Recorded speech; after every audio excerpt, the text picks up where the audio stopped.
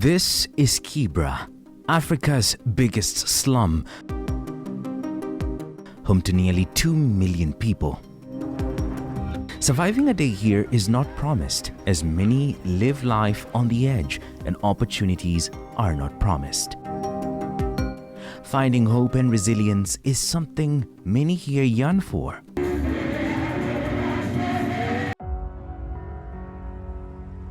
Esther Jayo is a transformative leader and pastor at the Flames of Hope Worship Center located deep in the slum.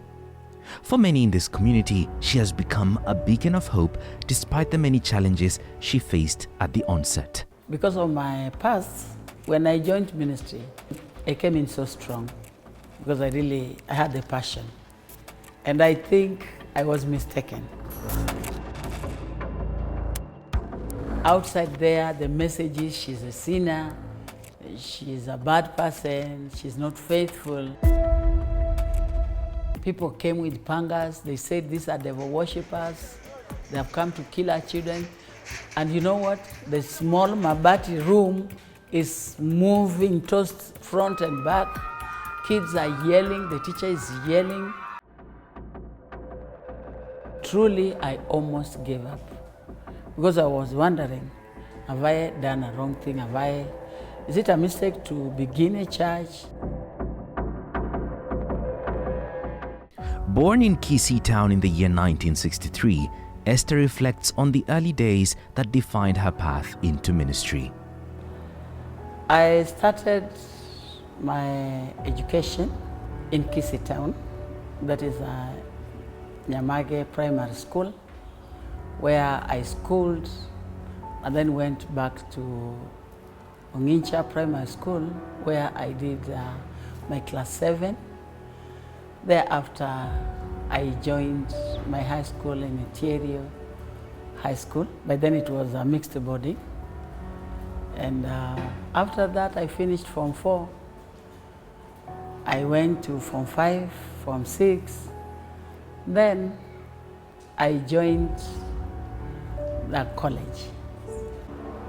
Just after the college, I got pregnant.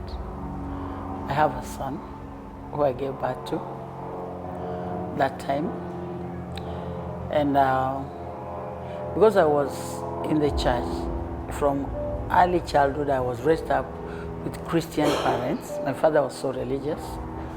It affected my life because it pushed me so much to look on how to help my son grow.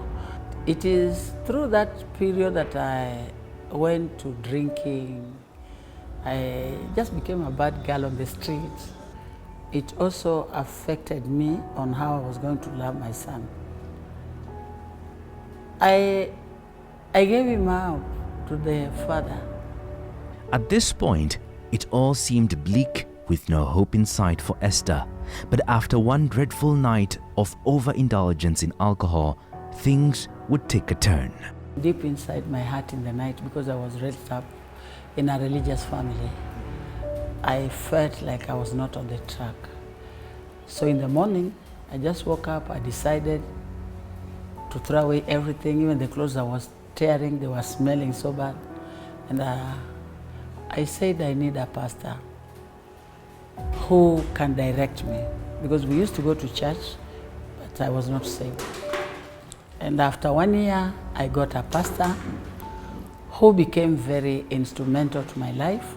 During this period of restoration, Esther would battle the subsequent loss of close family members, something that shook her resolve. My father loved me so much. Among the 8 of us, I was the love of my father. But it took me a little bit long to heal. I kept on crying every time I go home, after even years. But when my sister died, it was so painful, more than anything, because she moved from her house when she was ill. She had divorced with her husband. She came into my small house with her 2 children. I watched her suffer. I became her husband because I had to take her to the hospital, walk with her, and the pain of carrying a burden of an elder sister, you know. So when she passed on, I got solace from her children. I didn't carry the burden of pain for long, because every time I looked at children, I felt they needed me. And that required me to be strong for the children. I don't want to lie, I have completely walked out of their lives. Sometimes I feel lonely because I miss them. After joining Bible school and finishing her training to become a pastor, a new path in ministry now beckoned. When I joined ministry, I came in so strong because I had the passion. And I think I was mistaken because people thought I was maybe an angel. I was not a human being again. So when I began dating, we had a lot of conflict with the church. My pastor did not take it light. He felt like, no, you can't date. What example are you to other youths? What are you doing? You're giving a wrong understanding. You're making them misunderstand salvation. After actually Pastor telling us that we are not setting a good example, it was not easy. It was really hectic. It was really hectic for us because actually we've been praying. I was not so young, she was not so young. We were of good age, whereby anybody hearing that we need to get married would just celebrate us. But it was not easy. The church also leaders, they joined in to oppose. But we continued to pray, and it reached a time whereby now we realize that we are not really having a good relationship. We began a church, and the church actually grew. It was on a very good place along Gong Road, opposite the Uchumi Hyper. As the couple worked together as pastors at their newly found church, they would face a challenge that would push them to a new beginning. A bishop came. He said God had shown him my name while he was in China. So he came like a prophet. When he came in, that time I was now married. When he came in, we allowed him to come because I really needed a higher authority. I needed somebody. So I told him, Bishop, I'll work with you. But after a short time, the bishop really changed. He started having negative thoughts on prayer, negative thoughts on worship. So we used to come into the church very early. When we worship the Lord and we pray, he says, no, you need not to pray too much. And he didn't actually like the Bible study teachings. So we realized, no, we are moving in a wrong trend. So actually we decided to go and pray and fast. So when we prayed and fast, then it was actually the man was revealed to us. Actually it became so open to us that he was not a really man of God. So he fought us. He completely wanted to separate me from my husband. But I loved my husband anyway. I loved our simple life. Our poor life was fine with us. I remember one day on a Sunday, when I went to the church in the morning to start the service, I found he was already in the office. And he had called in the police, so many police, because he had the power from Kilimani to throw me out. So when I went, that was the biggest challenge again in the ministry. This is a bishop fighting a pastor who invited him in. When the policeman came, the only thing that saved me was the lease was in my name. A few days later, upon arrival at the church, Esther and her husband found their things disposed and had no option but to leave the church. And he gave us a canter which carried our small few things that we had. the small amplifier that we began with, because he was a wealthy man. He had brought in good instruments, and so he saw ours as nothing. The benches we had, he has put them out. He had bought chairs. So we went. That's how we left the church along Ngong Road. And we told him, we are leaving this church into your hands. Make sure the church continues. We are not getting anybody from this church. It's me and my family alone who are go, because it seems you have a problem with us. But truly, I almost gave up, because I was wondering, have I done a wrong thing? Is it a mistake to begin a church? For the couple, it was not clear what would happen next, despite the fact that their desire to serve the Lord was unwavered.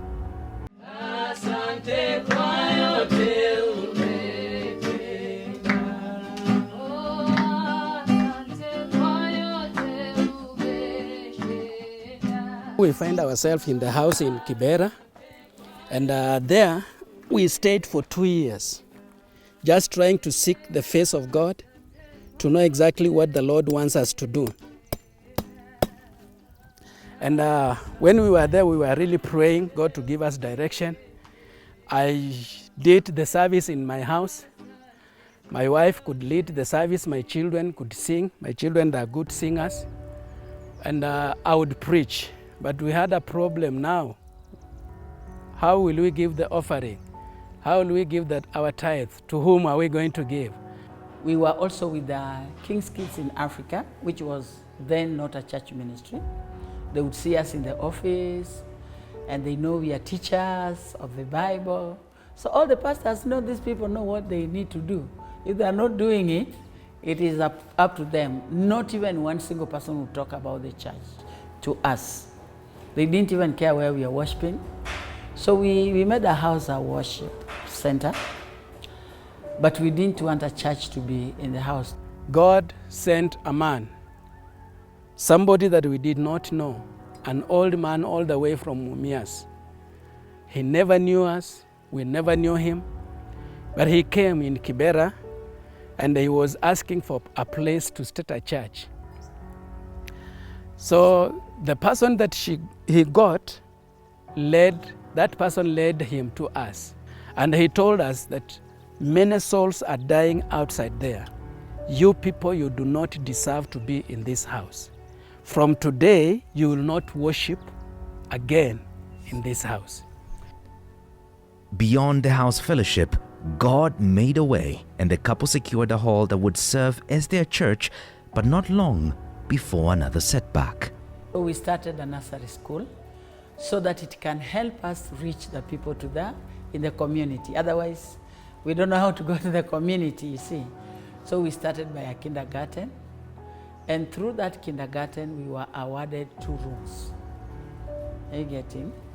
And the kindergarten had helped us to reach the people, and the church was rapidly growing because we would use it for evangelism. I had a teacher who was also good in evangelism. However, it was a really reserved place. So the first challenge was the first year they were making this electricity. They were joining this power. They had given a notice, but we didn't know the house was directly on the line. And then the train came, and the wire was still on the floor. It had not been joined to the other side. So, but they had linked it on a tree. Now the train is moving together with the house with that, and the kids are there, 60. People came with pangas. They said these are devil worshippers. They have come to kill our children. And you know what? The small Mabati room is moving, tossed front and back. Kids are yelling. The teacher is yelling. The teacher called me and told me we are all dead. I can't imagine what I felt, but I saw tears run on my desk in high rise, where I had another small project. So I just prayed. I told God, thank you. I called my husband. I told him, I don't know what's happening, but the teacher has told me they're all dead, and the kids. So I got a taxi I came, as I reached here, God did the greatest miracle. That wire, the electrical wire, it cut off.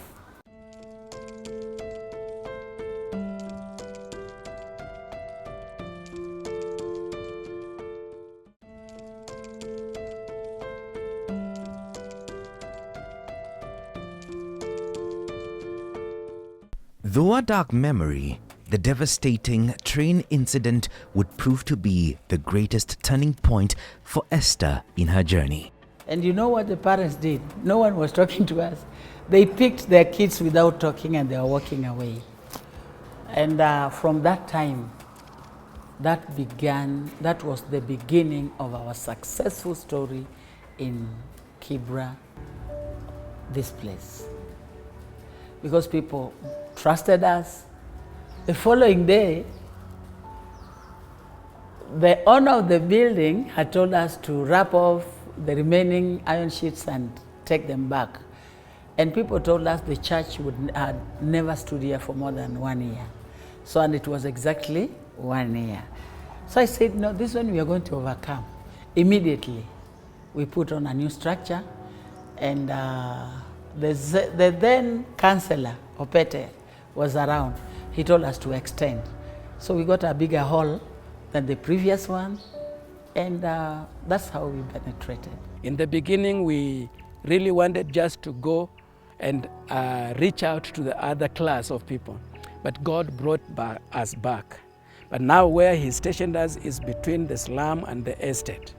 So we are meeting the slum people and also the estate, the middle class people. And that's where we are as now. We've worshipped there. This is now, it's over 10 years. As she looks back at how hard fought she was, Esther acknowledges that the place for women in church leadership is yet to be established. When I joined the Glory Ministries, I was the only woman and a young girl among the 300 male pastors. So the old men looked at me as a young girl who should not have a say. But I think through my educational background, being a teacher, having a lot of understanding in profession, that gave me the IQ to think and reason. You know, sometimes we come to ministry thinking, ministry is the reject place where fools come in, so people make decisions from ignorance.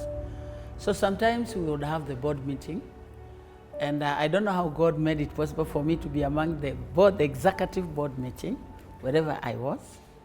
So the men began to fight me because the missionaries, when they came in, they would listen to me. There was a lot of sense. So the battle began that way. That's where we began the battle. Sometimes they could shut me up. Sit down, you young girl, you don't know. And I would say, no, I'm not the young girl. I'm Pastor Esther. I kept on repeating to them, my name is Pastor Esther. As Esther's husband Nicholas reflects on their path in ministry together, he acknowledges that their pastor-to-pastor relationship has been impactful. We preach together. She's a good preacher. She's a good teacher. I'm a good preacher. I'm a good teacher. So we give each other roles. Like in the church now, she's actually basing herself on the women ministry, the children ministry, and the youth ministry. And also she teaches in the church. So when she's teaching in the morning teachings, I do preach. When she's not teaching, I'll teach and she will preach. I'll do the Bible study and she will preach. So we've been coordinating very well, praying together, seeking the Lord together. When it comes to fasting, we fast together. When it comes to doing the work of God, we do it together. And we've been supporting each other so well. Nobody can complain. So it has made me to do the ministry very easily. I have no problem in the ministry. When I tell her I'm going outside, she's there praying for me, they're encouraging me. When she goes, I'm there remaining behind, praying for her, encouraging her. As part of her mission to transformative impact in Kibra, Esther is leading various projects with the aim to empower women and the youth in her community. We are raising up the women who can stand with their pastors so that the pastors cannot lose hope and close up the churches. So that's what I'm doing, and that should be a millennial woman, because the millennial period is not a soft period. It's a period where only the strong will take it by force. And that is about the women and the young girls. So that is what I'm currently doing. And last year, I felt like God wants me to extend my muscles, apart from sending people. So God sent me to Kajiado Interior, Kisamis, where I'm also going to start a program with the millennial program with the Maasai women. Here in Kibera, we also meet as pastors' wives, where I'm also leader. I'm Rose Luchiri. I'm a pastor's wife. We are youth pastors in my father's house ministry in Olympic here in Kibera. I was struggling with, like, as now you are under a pastor, and God is giving you visions and many things to do, and now the pastor you are under, they feel like you want to take over. So I used to tell my husband, no, can we leave the church? But he used to tell me, no, we'll continue because the Lord is the one who has called us. Until my husband was ordained. So I had that fear in me, so that I don't want to, like, somebody to feel like we are taking over, like we want to take the church. Yeah. So now working with Pastor Esther, now I started being strong, because I said, now we are not after taking over, but the Lord has given us a youth ministry to mentor youth, to mentor young people in Christ, so that even as they go to school, as they are doing what they are doing, but the first thing they should put is Christ.